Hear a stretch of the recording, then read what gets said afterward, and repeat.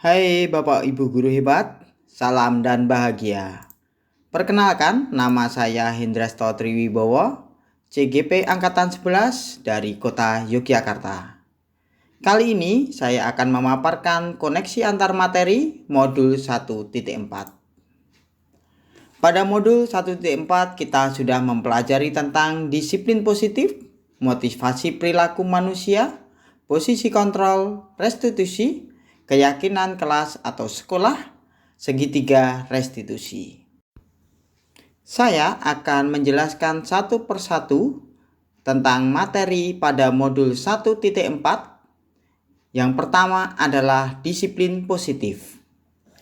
Disiplin positif adalah sebuah pendekatan yang dirancang untuk mengembangkan murid untuk menjadi pribadi dan anggota dari komunitas yang bertanggung jawab, penuh hormat, dan kritis. Disiplin positif mengajarkan keterampilan sosial dan kehidupan yang penting dengan cara yang sangat menghormati dan membesarkan hati. Tidak hanya bagi murid tetapi juga bagi orang dewasa. Hal yang kedua, motivasi perilaku manusia. Motivasi perilaku manusia terdapat 3 hal. Yang pertama, untuk menghindari ketidaknyamanan atau hukuman. Ini yang merupakan tingkat rendah dari motivasi perilaku manusia. Biasanya orang yang memotivasi perilakunya untuk menghindari hukuman atau ketidaknyamanan akan bertanya, apa yang akan terjadi apabila saya tidak melakukannya? Sebenarnya mereka sedang menghindari permasalahan yang mungkin muncul dan berpengaruh pada mereka secara fisik, psikologis, maupun ketidak terpenuhinya kebutuhan mereka bila mereka tidak melakukan tindakan tersebut. Hal ini merupakan motivasi yang bersifat eksternal. Motivasi perilaku manusia yang kedua, yaitu untuk mendapatkan imbalan atau penghargaan dari orang lain. Satu tingkat di atas motivasi yang pertama. Di sini orang berperilaku untuk mendapatkan imbalan atau penghargaan dari orang lain.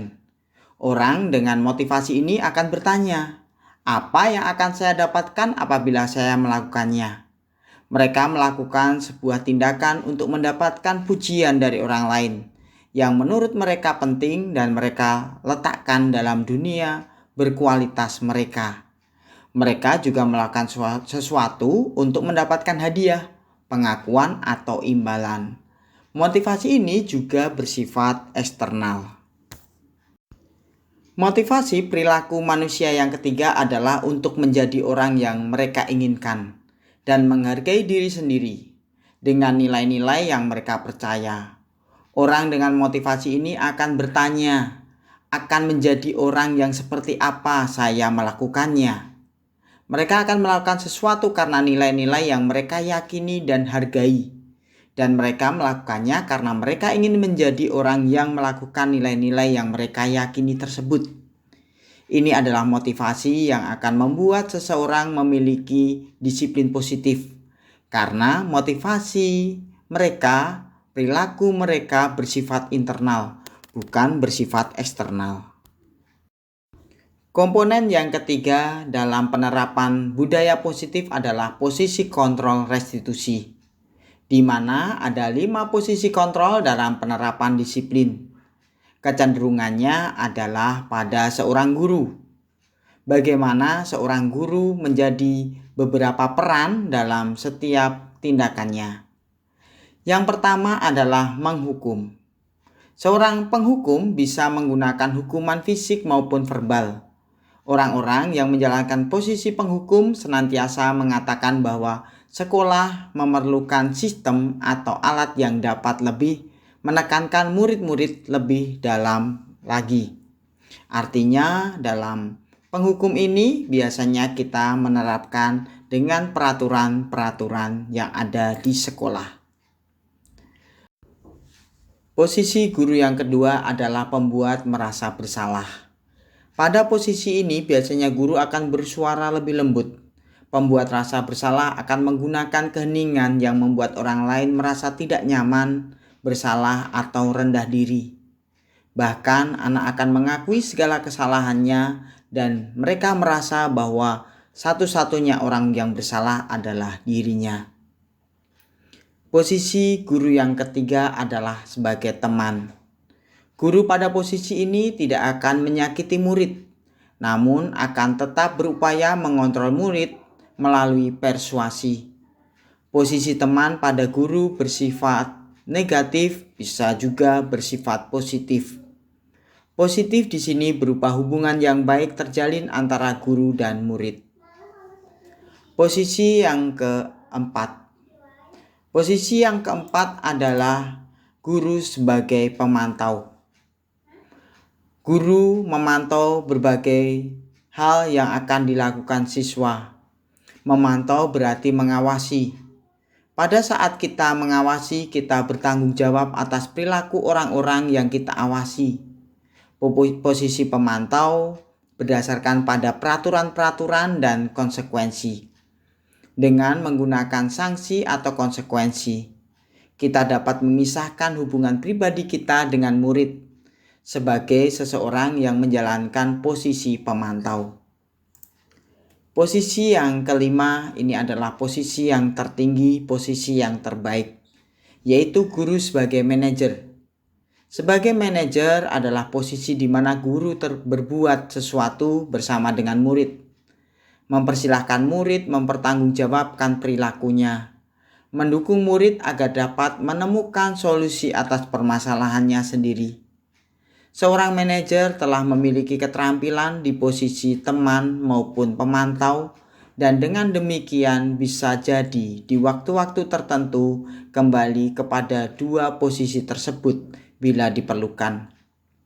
Namun bila kita menginginkan murid-murid kita menjadi manusia yang merdeka, mandiri dan bertanggung jawab, maka kita perlu mengacu pada restitusi yang dapat menjadikan murid kita seorang manajer bagi dirinya sendiri. Inilah 5 posisi kontrol yang dilakukan oleh seorang guru. Keyakinan sekolah atau kelas. Keyakinan sekolah atau keyakinan kelas merupakan perangkat nilai dan prinsip yang disepakati bersama oleh guru dan siswa untuk memandu perilaku dan interaksi di dalam kelas. Keyakinan kelas dapat dibuat dengan melibatkan siswa secara aktif dalam prosesnya. Keyakinan kelas ini merupakan sebuah keyakinan yang harus ditaati oleh setiap anggota atau siswa. Bahwasannya, keyakinan kelas ini merupakan budaya positif yang akan dibangun di sekolah maupun di kelas tersebut. Materi yang kelima yang saya pelajari pada modul 1.4 ini adalah tentang segitiga restitusi. Restitusi adalah proses menciptakan kondisi bagi murid untuk memperbaiki kesalahan mereka, sehingga mereka bisa kembali pada kelompok mereka dengan karakter lebih kuat. Adapun strategi untuk melakukan restitusi meliputi menstabilkan identitas, validasi tindakan yang salah, dan menanyakan keyakinan. Setelah saya mempelajari modul 1.4, ada beberapa pertanyaan yang harus kami jawab. Yang pertama, buatlah sebuah kesimpulan mengenai peran Anda dalam menciptakan budaya positif di sekolah dengan menerapkan konsep-konsep inti seperti disiplin positif, motivasi perilaku manusia, posisi kontrol restitusi, keyakinan kelas dan keyakinan sekolah, segitiga restitusi, dan keterkaitannya dengan materi sebelumnya, yaitu filosofi pendidikan Ki Hajar Dewantara, nilai dan peran guru penggerak, serta visi guru penggerak. Kesimpulan yang saya buat adalah setelah saya mempelajari tentang disiplin positif, motivasi perilaku manusia, posisi kontrol restitusi, keyakinan sekolah atau kelas, dan segitiga restitusi, pada slide yang telah dipaparkan dan dijelaskan, tentunya kita memiliki banyak pengetahuan baru terciptanya budaya positif di kelas. Budaya positif dapat terwujud apabila terjadi sinergi disiplin positif, motivasi perilaku manusia, posisi kontrol restitusi, dan keyakinan sekolah atau kelas, dan segitiga restitusi. Saya juga mendapatkan banyak pengetahuan setelah mempelajari modul 1.4 ini. Modul ini mengubah suatu pemikiran saya sebagai guru bahwa memberikan efek jera bagi anak dengan memberikan sanksi yang tegas bukanlah jalan keluar untuk menyelesaikan suatu masalah. Justru pemberian hukuman akan memberikan masalah lanjutan, bahkan permasalahan yang lebih besar. Maka dapat saya simpulkan, pandangan sebagai guru adalah sebagai penegak hukum di sekolah untuk menciptakan ketertiban adalah hal yang salah. Guru harus bisa menjadi manajer dalam memberikan pendidikan kepada peserta didik. Jadi di sekolah, guru bukan sebagai penegak hukum, tetapi guru kecenderungannya adalah sebagai manajer. Bahkan modul ini memberikan pemahaman baru yang luar biasa. Bagaimana peran guru sebagai pendidik tidak sekedar mendidik siswa, namun lebih dari itu. Ki Hajar Dewantara menjelaskan tujuan pendidikan adalah menuntun segala kodrat yang ada pada anak-anak, agar mereka dapat mencapai keselamatan dan kebahagiaan yang setinggi-tingginya, baik sebagai manusia maupun sebagai anggota masyarakat. Dengan hal tersebut, maka sebagai pendidik kita harus dapat memberikan tuntunan yang sesuai, sehingga murid dapat berkembang sesuai dengan kodratnya. Maka kita sebagai guru harus bisa memberikan segala kebutuhan siswa untuk memenuhi perkembangannya sesuai dengan kodratnya. Budaya positif dan pemahaman tentang kodrat anak menjadi kunci terciptanya pendidikan yang sempurna. Budaya positif dapat tercipta dengan baik apabila kita memahami tentang konsep kedisiplinan positif, motivasi perilaku manusia, posisi kontrol restitusi, keyakinan sekolah atau kelas, dan segitiga restitusi dalam menyelesaikan masalah. Hal ini juga menegaskan bahwa terwujudnya budaya positif timbul dan diawali dari diri sendiri atau motivasi intrinsik. Guru sekedar membantu siswa dalam menciptakan keteraturan, dalam menciptakan disiplin positif. Kemudian ada 8 pertanyaan yang harus kami jawab dalam materi ini.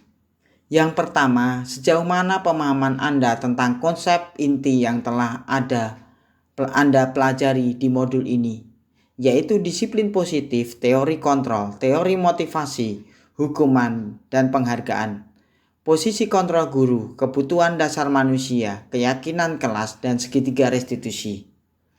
Adakah hal-hal yang menarik untuk Anda dan di luar dugaan? Dalam hal ini, yang menarik untuk saya dan di luar dugaan adalah bahwa hukuman tidak efektif untuk menyelesaikan suatu persoalan. Bahkan hukuman akan memberikan dampak berupa permasalahan lanjutan. Pemberian penghargaan ternyata juga memberikan dampak yang luar biasa, bahkan akan mematikan kreativitas siswa. Anak-anak akan memiliki motivasi lain saat mengikuti pembelajaran, yaitu karena ingin mendapatkan penghargaan atau mendapatkan hadiah. Peran guru dalam posisi kontrol menjadi bagian yang sangat penting. Posisi kontrol seorang guru akan mempengaruhi terciptanya budaya positif siswa. Dan ternyata kebutuhan siswa bukan sekedar mendapatkan pendidikan sesuai dengan jenjangnya, namun kebutuhan dasar siswa yang harus dipenuhi adalah 5, yaitu kebutuhan bertahan hidup, kasih sayang dan diterima, penguasaan, kebebasan, serta kesenangan. Hal ini menjadi bagian yang sangat penting yang perlu dipahami guru, supaya anak-anak benar-benar mendapatkan kebutuhannya secara mendalam dan menyeluruh. Untuk pertanyaan yang kedua, perubahan apa yang terjadi pada cara berpikir Anda dalam menciptakan budaya positif di kelas maupun di sekolah Anda setelah mempelajari modul ini? Perubahan yang terjadi pada diri saya setelah mempelajari modul ini yaitu cara menciptakan budaya positif. Yang pertama adalah saya akan menghindari pemberian hukuman yang tidak sesuai atau hukuman fisik, karena hukuman tidak menyelesaikan masalah namun akan menimbulkan permasalahan baru. Saya tidak akan memberikan hadiah dalam bentuk benda atau tanda bintang yang ternyata akan menimbulkan kompetisi yang kurang sehat dan mematikan kreativitas siswa. Saya sebagai pendidik atau guru harus dapat berperan sebagai manajer. Sebagai manajer, saya harus dapat menyelesaikan masalah siswa tanpa menimbulkan masalah lanjutan. Saya harus mampu menyadarkan murid untuk mengakui kesalahannya yang dibuat tanpa melakukan judgement. Mempersilahkan murid untuk mempertanggungjawabkan perilakunya dan mendukung murid agar dapat menemukan solusi atas permasalahan sendiri. Saya sebagai guru harus selalu berpikiran bahwa siswa akan memiliki budaya positif saat kebutuhan dasar mereka terpenuhi dengan baik. Pertanyaan yang ketiga, pengalaman seperti apa yang pernah saya alami terkait penerapan konsep-konsep inti dalam modul budaya positif baik di lingkungan kelas maupun sekolah? Pengalaman yang pernah saya alami terkait penerapan budaya positif adalah beberapa kali di kelas saya terdapat kasus antara lain bullying berupa mengejek dengan nama orang tua, murid menjahili temannya dengan memasukkan benda milik teman lainnya ke tas teman yang berbeda, bertengkar karena kesalahpahaman. Pada kasus-kasus tersebut saya sudah melakukan penanganan. Penanganan yang saya lakukan kecenderungannya berasal dari pelanggaran kesepakatan kelas, bukan keyakinan kelas. Hal yang pertama saya lakukan adalah menyadarkan siswa akan kesalahannya dan tidak melakukan judgement terkait perilaku siswa. Langkah yang kedua saya akan melakukan menanyakan alasan anak tersebut melakukan hal yang melanggar kesepakatan kelas. Hal tersebut akan merugikan diri sendiri dan orang lain. Hal ketiga yang saya lakukan adalah meminta anak untuk meminta maaf dan memperbaiki kesalahannya. Anak juga saya minta untuk tidak melakukan kesalahan. Bahkan anak secara tidak sadar mau memperbaiki dirinya serta semakin tahu hal yang tidak boleh dan seharusnya dilakukan. Saya juga mendapatkan poin penting bahwa dalam menyelesaikan suatu persoalan kita harus berdiskusi dengan anak tanpa mengintervensi mereka yang membuat mereka takut untuk mengakui kesalahan. Bahkan kita harus mengusahakan mimik wajah kita agar terlihat santai dan tidak menyeramkan. Pertanyaan yang keempat, bagaimanakah perasaan Anda ketika mengalami hal-hal tersebut? Penanganan kasus dengan berdiskusi langsung dengan siswa membuat saya merasa lebih nyaman dan tidak menguras banyak energi. Secara tidak langsung dengan berdiskusi anak lebih rileks untuk menjawab pertanyaan-pertanyaan yang diberikan. Bahkan dengan berdiskusi dan berbincang santai namun terarah, anak akan berbicara dengan sopan dan bahkan informasi yang diberikan akan lebih mendalam. Anak juga tidak merasa terpojokkan oleh pertanyaan-pertanyaan kita sehingga mereka merasa tidak takut dan tidak khawatir untuk mendapatkan hukuman. Saya juga mendapatkan rasa nyaman dan dapat memberikan solusi yang sesuai dengan suatu permasalahan yang dihadapi anak. Bahkan dengan ketenangan tersebut saya bisa memberikan solusi yang lebih visioner dan dapat dilakukan oleh anak. Bahkan saya merasakan anak tersebut menjadi lebih menghormati saya sebagai guru. Pertanyaan yang kelima, menurut Anda terkait pengalaman dalam penerapan konsep-konsep tersebut, hal apa saja yang sudah baik? Adakah yang perlu diperbaiki? Hal yang sudah baik dalam menerapkan konsep tersebut adalah bahwa saya sudah memposisikan diri sebagai manajer dengan membentuk kesadaran diri siswa untuk mengakui kesalahan. Yang kedua, dapat dengan sadar memberikan pelayanan dan pemecahan permasalahan tanpa melakukan diskriminasi atau memojokkan peserta didik. Yang ketiga, dapat menyadarkan siswa tentang kesalahan yang dilakukan dengan sadar bertanggung jawab atas kesalahan yang dilakukannya. Setelah mempelajari modul 1.4 ini, ternyata masih ada beberapa hal yang perlu diintrospeksi diri saya dalam menerapkan budaya positif. Saya merasakan ada hal yang masih kurang sesuai dengan penerapan budaya positif. Hal yang kurang pas adalah tindak lanjut yang saya lakukan. Contoh kata-kata yang saya lontarkan. Besok jangan melakukan kesalahan lagi ya. Pahin catat kalau melakukan kesalahan lagi. Kamu ingat tindakanmu hari ini merugikan orang lain. Pokoknya jangan diulangi. Hari ini Pak Hen beri ampun, tapi lain kali kalau berbuat kesalahan akan Pak Hen bawa ke ruang kepala sekolah.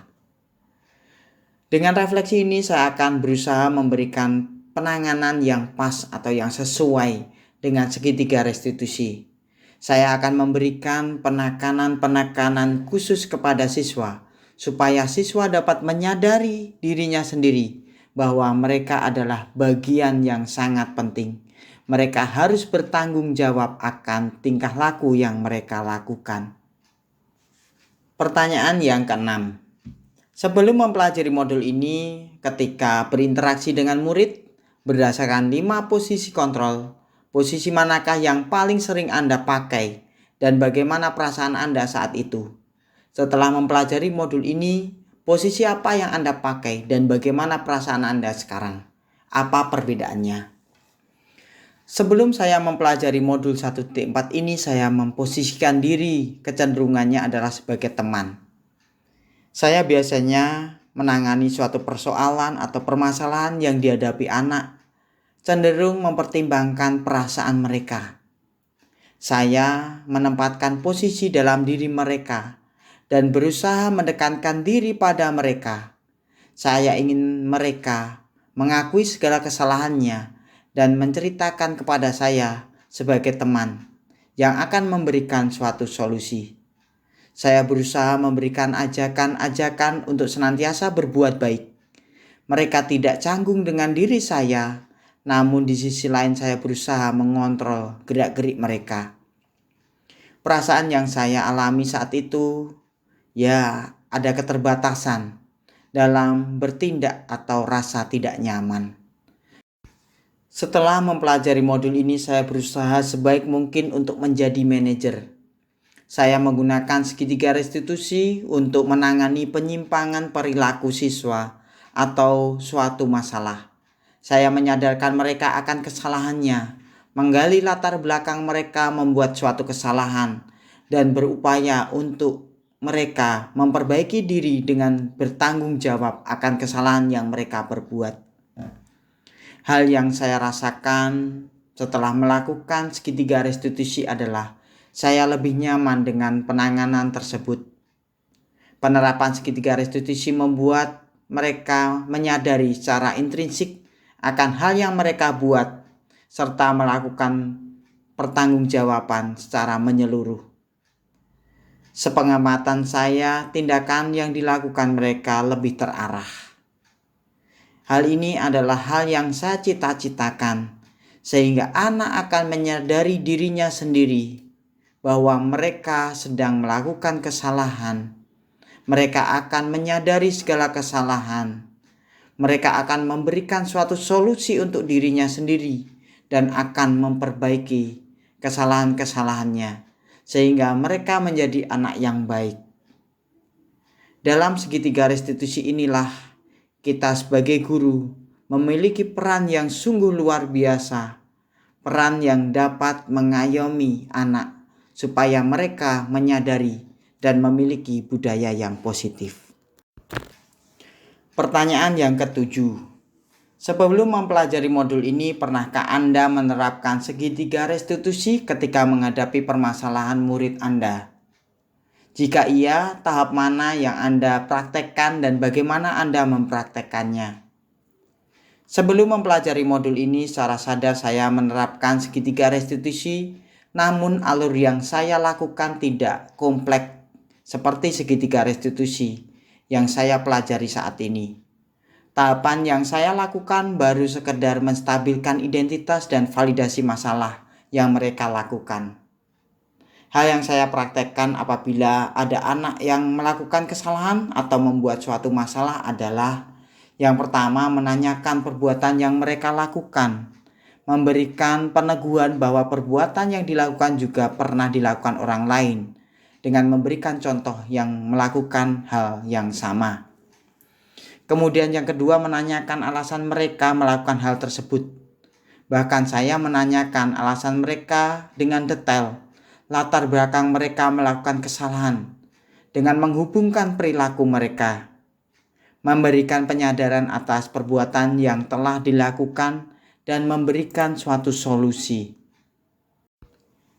Pertanyaan ke-8. Selain konsep-konsep yang disampaikan dalam modul ini, adakah hal lain yang menurut Anda penting untuk dipelajari dalam proses menciptakan budaya positif, baik di lingkungan kelas maupun di sekolah? Hal lain selain yang sudah saya pelajari dalam modul ini, yang penting untuk dipelajari dalam proses penciptakan budaya positif baik di lingkungan kelas maupun sekolah adalah mengenal lingkungan masyarakat tempat mereka tinggal. Terciptanya budaya positif tidak lepas dari peran serta masyarakat. Bagaimanapun juga mereka setiap saat berkumpul dengan masyarakat sekitar yang memiliki kultur yang beragam. Mungkin dari sinilah perlu adanya teori yang dapat dikembangkan untuk penanganan lebih lanjut tentang budaya positif agar konsisten dilakukan anak. Tentunya kita berharap bahwa dengan penggalian budaya-budaya positif yang ada di masyarakat, kita semakin mantap untuk menerapkan di sekolah. Dan penanganan yang kita lakukan merupakan penanganan yang baik, penanganan yang sesuai. Demikianlah yang bisa kami jelaskan tentang koneksi antar materi modul 1.4 ini. Atas kurang lebihnya kami mohon maaf yang sebesar-besarnya. Salam dan bahagia.